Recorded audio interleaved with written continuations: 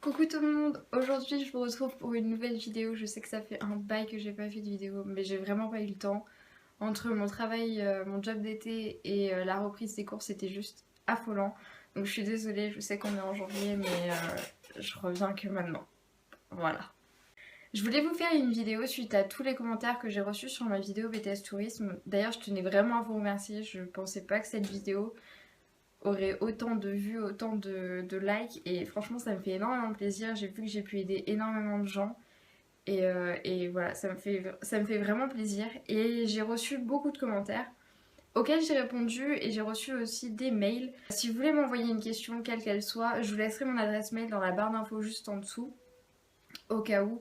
Mais voilà, j'ai créé une adresse mail justement pour avoir tous vos petits commentaires et toutes vos questions auxquelles je peux répondre tranquillement. Alors, du coup, je voulais vous faire une sorte de réponse à vos questions de tous les commentaires que j'ai eus et des mails. Donc, je pense que cette vidéo sera en deux parties parce que j'ai quand même reçu énormément de commentaires. Et voilà, je vous laisse avec la suite de la vidéo si ça vous intéresse. Alors, je vais commencer par les mails. J'ai mon ordinateur juste là.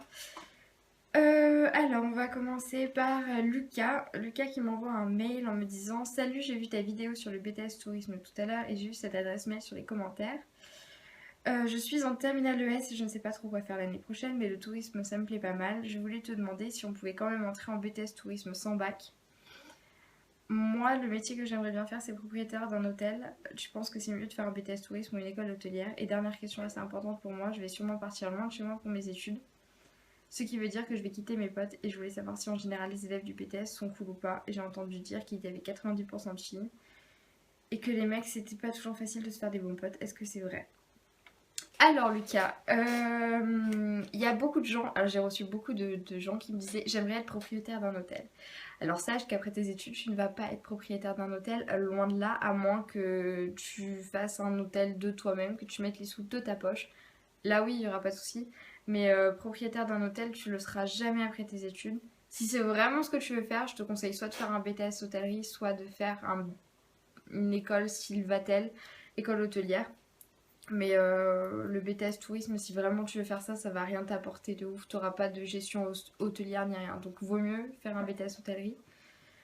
Pour faire un BTS, il faut obligatoirement le bac, vu que c'est bac plus quelque chose. Il faut obligatoirement avoir le bac, donc si tu n'as pas le bac, tu n'as pas accès à cette formation. Après, voilà, c'est pas compliqué non plus le bac. Vous pouvez y arriver, ça devrait aller. Et alors, oui, 90% de filles, nous dans notre classe, on a 4 garçons, donc c'est pas énorme sur une classe de 20 personnes environ. Donc, ouais, on a que 4 garçons, donc c'est vraiment, vraiment pas énorme. Mais en général, les garçons qui sont dans la classe se serrent les coudes parce que bah, justement ils sont pas beaucoup et ça crée des belles amitiés apparemment. Voilà. Est-ce que j'oublie quelque chose? C'est tout. Voilà, j'espère que j'ai répondu à ta question. Si tu en as d'autres, n'hésite pas. Voilà. Alors ensuite j'ai Lady Suprema qui m'envoie un message en me disant, en m'envoyant des questions. Alors, penses-tu qu'il est préférable dans le domaine du tourisme de faire un BTS alternance, car dans certains domaines, le taux d'échec en BTS alternance est élevé? Moi, je ne conseille pas de faire des BTS en alternance. Peut-être les études après ou pas, mais je pense qu'on a assez de stages comme ça. Et c'est vraiment, vraiment compliqué de voir tout un programme que nous, on voit en 2 ans plein, en beaucoup moins de temps en alternance, parce que vous êtes en entreprise pour la plupart du temps. Donc, c'est très, très compliqué. Je le conseille pas en tout cas. Après, si vraiment vous vous sentez de pouvoir travailler et en même temps avoir des études, tant mieux, mais je le recommande pas. Ensuite, quel conseil donnerais-tu à quelqu'un qui a un an pour se préparer avant de rentrer dans ce BTS? Travailler. Travailler dans du tourisme, comme ça vous fera de l'expérience et les cours vous paraîtront beaucoup, beaucoup, beaucoup plus normal vu que vous aurez travaillé avant et vous aurez compris certains principes qu'on nous inculque en BTS tourisme. Sinon, un BTS ça se prépare pas non plus des masses. Enfin, je veux dire, c'est selon les notes que vous avez eu au bac que vous rentrez ou pas dans un BTS. Donc voilà.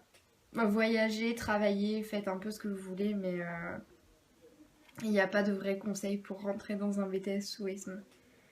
Alors, quelles qualités selon toi doit-on avoir pour ce BTS? Les qualités, je pense qu'il faut être avenante dans le sens où vous n'avez pas peur de parler devant des gens, que vous n'avez pas peur d'aller voir les gens pour leur dire est-ce que vous connaissez mon produit, de pas avoir peur de vendre, enfin, vraiment cette aisance à l'oral. Après, je pense qu'il faut aussi connaître le monde qui nous entoure, donc être assez informé pour savoir voilà, ce qui se passe dans le monde, que si quelqu'un vous dit ah moi j'aimerais bien aller en Syrie et que vous lui dites oh pas de souci, il y aura un petit problème, voilà. Mais sinon, quelle qualité? Ben, je pense vraiment celle de la communication parce que c'est celle-là qui va vraiment faire que vous allez réussir ou pas votre BTS. Et le fait d'oser malgré tout, même si vous êtes vraiment pas sûr de vous, d'oser quand même, ça ramène jamais rien de mauvais. Donc voilà. Alors, lors du stage, si l'on fait du bon travail, est-ce que l'on peut être embauché dans le lieu du stage à la fin du BTS? Bien sûr. Après, moi personnellement, c'était pas vraiment ma ligne de conduite. Moi, je voulais juste faire un stage pour voir si les stages me plaisaient. J'étais pas dans l'optique de me faire embaucher derrière parce que j'aimerais continuer les études. Mais oui, si vraiment tu trouves un stage qui, voilà, eux, ça les intéresse de ouf de t'avoir. Après, il faut savoir qu'en BTS Tourisme, c'est des stages qui durent 2 mois ou un mois, ou c'est vraiment des stages, des petits stages. Donc l'employeur, il n'a pas vraiment le temps de voir enfin, les compétences que tu as. Mais oui, éventuellement, si vraiment tu fais un bon stage avec un patron qui aime bien comment tu travailles et qui est content de toi, donc oui, si tu fais du bon travail, je pense qu'il y a moyen d'être embauché après ton stage. Voilà. Dernière question. Où en es-tu désormais? Travailles-tu en aéroport et cela te plaît-il ou as-tu préféré faire une licence? Alors il faut savoir que quand j'ai filmé la vidéo BTS Tourisme, j'étais en première année. Là je suis actuellement en deuxième année. Donc le stage que j'ai fait en aéroport et dont je vous ai fait la vidéo, c'était le stage de première année. Donc en fait ce qui se passe c'est que normalement je retourne y travailler cet été en croisant les doigts. Ça m'a énormément plu, c'est un milieu que j'adore, donc moi j'ai adoré ce stage-là. J'ai fait un deuxième stage en hôtel de luxe dans le service marketing pour voir un peu comment ça se passait. J'ai un peu moins aimé, mais c'était quand même super intéressant, donc voilà. J'en suis dorénavant à ma deuxième année de BTS et je pense continuer les études après dans tout ce qui est coordination de groupe pour les structures hôtelières, je pense. Voilà, j'espère que j'ai répondu à toutes tes questions. Je crois qu'elle s'appelle Émilie. Émilie. Voilà, j'espère avoir répondu à toutes tes questions. Ensuite, alors Guillaume me disait ma grande question est surtout en termes de PE, une matière dont je n'ai rien compris. Je ne sais pas par quoi commencer. J'ai mon thème sur les croisières, mais à part ça, comment le présenter ou quoi, c'est une bonne question. Surtout qu'en première année, bof bof quoi. Alors, en fait, ce qui se passe, c'est que le PE, c'est une matière que vous allez surtout voir pendant votre deuxième année. C'est un dossier que vous devez rendre à la fin de votre année, qui va du coup expliquer un problème touristique majeur ou un peu moins majeur dans votre spécialité. Moi, personnellement, je me suis spécialisée dans les hôtels de luxe, hôtels 5 étoiles. Après, voilà, tu dois trouver en fait une situation zéro. Je vais le faire très court parce que c'est super long. Tu dois trouver une situation zéro. En gros, tu vas détecter un problème. Tu vas donner des statistiques, des photos, des questionnaires remplis par des gens qui ont eu la même impression que toi pour prouver qu'il y a bien un problème et après tu essayes de solver ce problème. On s'en fait toute une montagne mais c'est super simple comme dossier à faire. Je sais qu'il faut faire 15 pages je crois, je suis déjà à 12 pages et quelques et je viens juste de finir ma première partie donc franchement c'est easy quoi. Donc t'inquiète pas pour le PE. Ensuite, après en termes de stage, le lycée m'a parlé de faire un stage en vente et un stage en accueil, c'est pareil pour vous aussi. Non, nous on nous laisse le choix de faire ce qu'on veut. Moi je sais que la vente c'est vraiment pas un domaine qui m'intéresse. J'aime pas forcément vendre des choses ou juste me retrouver en agence de voyage, donc non. Moi j'ai fait deux stages. Ouais, on peut dire que le deuxième je l'ai fait en vente, mais pas vraiment en fait. Ouais, on va dire j'ai fait un stage en accompagnement et l'autre je l'ai fait en hôtel dans un service marketing où j'ai rien vendu non plus, mais voilà. Non, t'es pas obligé. Tu peux faire vraiment un stage où tu veux, dans n'importe quel domaine. Personne ne t'oblige à faire un stage en accompagnement et un stage en vente, ça n'a aucun intérêt. Ensuite, Sarah m'avait envoyé un message aussi. Alors, je voudrais avoir quelques infos par rapport à l'examen. On a des épreuves d'examen en première année ou bien tout est en deuxième année. Je commence un BTS tourisme par correspondance chez moi avec le CNED. Penses-tu que les matières sont difficiles à apprendre seule? Alors, Vous passez des épreuves en première année, ça s'appelle les CCF. Donc vous avez un CCF de gestion relation client. En gros, vous allez présenter votre situation de vente et d'accompagnement devant un jury en première année. Et vous avez aussi la GIT qui est gestion de l'information touristique, donc avec Amadeus, des productions multimédia. Ouais, Amadeus et des productions multimédia, ou Galileo selon quel logiciel sur lequel vous travaillez. Et après, toutes les épreuves écrites seront en deuxième année. Vous avez des épreuves de langue aussi en première année. Espagne, enfin LV2, LV1. Voilà. Du coup, alors le fait de faire un BTS tourisme sur le CNED, je pense pas que ce soit une très très bonne idée. Je sais pas où tu en es, si jamais tu vois cette vidéo et que... parce que c'est quand même un mail qui date de septembre. Je suis désolée. Mais voilà, si jamais tu vois cette vidéo, j'aimerais bien savoir si tu t'en sors ou pas. Parce que pour moi, le CNED, je l'aurais jamais fait. J'ai trop besoin d'avoir un soutien des profs pour pouvoir faire quelque chose, surtout dans ce domaine, dans cette formation qui est quand même très très pro.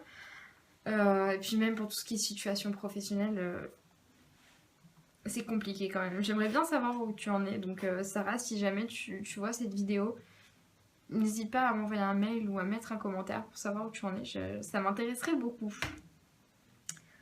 Ensuite, Pierre m'envoie un mail. J'ai un niveau Bac plus 2 BTS MU que j'ai effectué auparavant. Je compte me lancer dans le secteur touristique. J'aimerais te poser quelques petites questions. En quoi consiste le projet? Comment se passent les épreuves de langue? Quelles sont les matières les plus importantes? Alors, le projet, c'est le PE. Si j'ai bien compris, hein. Le projet c'est le PE. En gros, c'est un dossier, comme j'ai expliqué, de 15 pages que tu dois rendre avec une situation zéro, un problème que tu as remarqué, la présentation de ton entreprise, en fait, la mise en contexte, et après, trouver une solution au problème que tu as trouvé. C'est tout con, c'est ça. Un dossier de 15 pages, voilà. Ensuite, comment se passent les épreuves de langue? Les épreuves de langue, en fait, vous êtes dans une salle pendant 4 heures, et vous arrivez, on vous donne un sujet soit d'espagnol, soit d'anglais, ça dépend par quoi vous allez commencer.